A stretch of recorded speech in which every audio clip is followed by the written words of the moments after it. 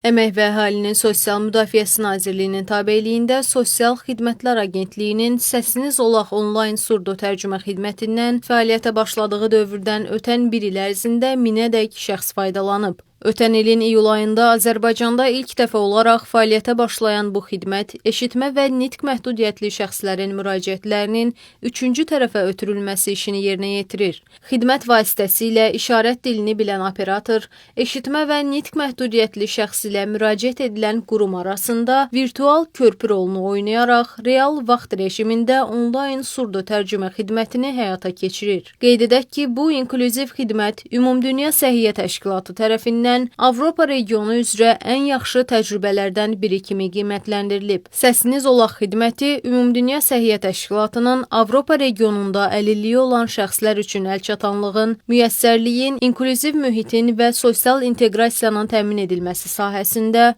uğurlu təcrübələri özündə əks etdirən nəşrinə daxil edilib.